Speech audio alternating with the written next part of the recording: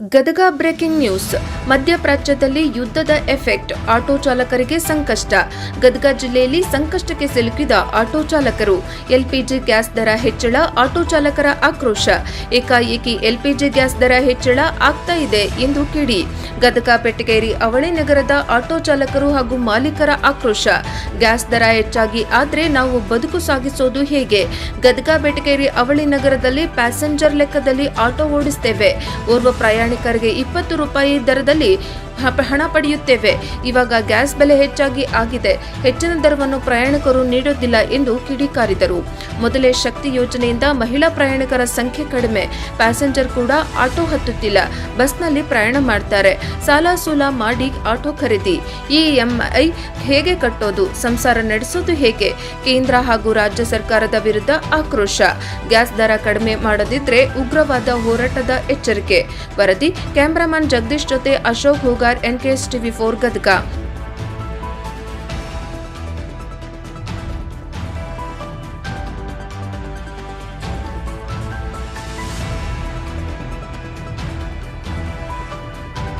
ರೂಪಾಯಿ ವಾಪಸ್ ಆಗೈತ್ರಿ ಲೀಟರ್ಗೆ ರೀ. ಈಗ ನಮ್ಮ ನೋಡ್ರಿ ಕಾಮನ್ ನಾವು ಲೈನ್ ಮ್ಯಾಗ ಹೊಡಿದ್ರು ಒಂದು ಸೀಟಿಗೆ 20 ರೂಪಾಯಿ. ಒಂದು ಸೀಟಿಗೆ 20 ರೂಪಾಯಿ, 60 ರೂಪಾಯಿ ಇದ್ದಾವೆ. ಒಂದು ಸೀಟಿಗೆ 20 ರೂಪಾಯಿ ಇಲ್ಲ. ಹೊಳ್ಳಿ ನಾವೇನಾರ ಹೆಚ್ಚಾಗಿ ಗ್ಯಾಸ್ ರೇಟ್ ಜಾಸ್ತಿ ಆಗೈತಿ, ನಮ್ಗೆ 10 ರೂಪಾಯಿ ಚೀಪ್ ಕೊಡ್ರಿ ಅಂದ್ರೆ ಪ್ಯಾಸೆಂಜರ್ ಕೊಟ್ಟರೆ ಅವರು ಜಗಳ ಮಾಡ್ತಾರೆ. ಹಿಂಗಾಗಿ ನಮಗೆ ಐತಿ ಈಗ ರಾಜ್ಯ ಸರ್ಕಾರ ಬಸ್ ಮಹಿಳೆಯರು 1 ರೂಪಾಯಿ 10 ರೂಪಾಯಿ ಕೊಟ್ಟು ಹತ್ತಾಕು ಹಿಂದೆ ಮುಂದೆ ಮಾಡ್ತಾರೆ. ಅಂಥದ್ರಲ್ಲಿ ನೀವು ಗ್ಯಾಸ್ ರೇಟ್ ಜಾಸ್ತಿ ಮಾಡ್ಕೊಂಡು ಹೋಗ್ತೀರಿ, ಫ್ರೀ ಬಸ್ ಬಿಟ್ಟು ಹೋಗ್ತೀರಿ. ಆಟೋದ್ರಿ ಈಗ ಕಾಯ್ದೆ ಮೇಲೆ ಬೆರೆಯೋದಂಗೆ ಇದು. ಇವನ್ನೆಲ್ಲ ಫ್ರೀ ಬಸ್ ಜನರು ಹತ್ತಕ್ಕೆ ಹಿಂದೆ ಮುಂದೆ ಮಾಡ್ತಾರೆ. ಹೊಳ್ಳಿ ನೀವು ಗ್ಯಾಸ್ ರೇಟ್ ಜಾಸ್ತಿ ಮಾಡ್ತೀರಿ. ನಾವೇನು 10 ರೂಪಾಯಿ ಹೆಚ್ಚಿಗೆ ಕೇಳಿದಪ್ಪ ಅಂದ್ರೆ ಪ್ಯಾಸೆಂಜರ್ ನಮ್ಗೆ ಗೊತ್ತಿರ್ತಾರೆ, ಕಿರಿಕಿರಿ ಮಾಡ್ತಾರೆ.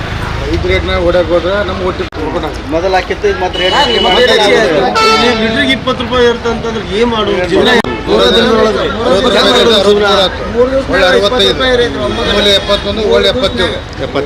ಈ ಥರ ಇದೇ ರೀತಿ ಆದ್ರೆ ಆಟೋ ಜೀವನ ಹೆಂಗೆ ಅಂತ ಕೇಳ್ಕೊಂಡು ಯಾಕೆ ಎಲ್ಲ ನಡ್ಕೊಂಡು ಕೇಳ ಅಂತೇಳಿ ಎಲ್ಲರೂ 8 ಗಂಟೆಗೆ ಬಂದೇವಿ. ಇನ್ನೂ ಯಾವ್ದು ಫೋನಿಗಿಲ್ಲ, 12 ಗಂಟೆ ಆಗ್ತದೆ. 12 ಗಂಟೆ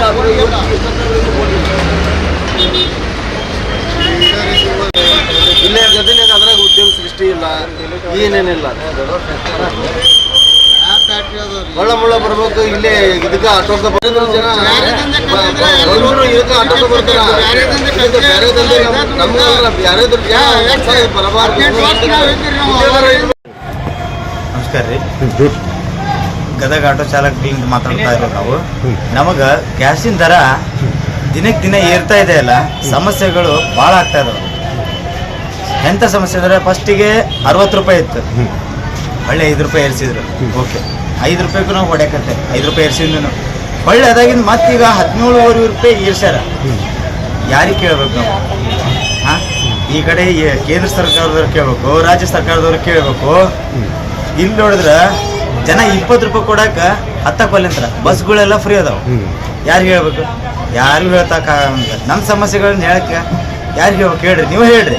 ಯಾಕಂದ್ರೆ ಈ ಕಡೆ ಬಸ್ ಫ್ರೀ, ಹೆಣ್ಮಕ್ಳು ಹೇಳ್ತಾರೆ ಇಲ್ಲ ಬಸ್ ಸ್ಟ್ಯಾಂಡ್ನಾಗ ಬರಂಗೇ ಇಲ್ಲ, ಆಟೋ ಹತ್ತಂಗೇ ಇಲ್ಲ, ಬರೀ ಬಸ್ಸಿಗೆ ಹೋಗ್ತಾರ, ಅದು ಫ್ರೀ ಐತಿ. ಹೊಳ್ಳಿ ಇಲ್ಲಿ ಗ್ಯಾಸ್ ದರ ಇಳಿಕೆ ಆಗಲಿಲ್ಲ ಅಂದ್ರೆ ನಾವು ಮುಂದೆ ಉಗ್ರವಾದ ಹೋರಾಟ ಮಾಡ್ತೀವಿ.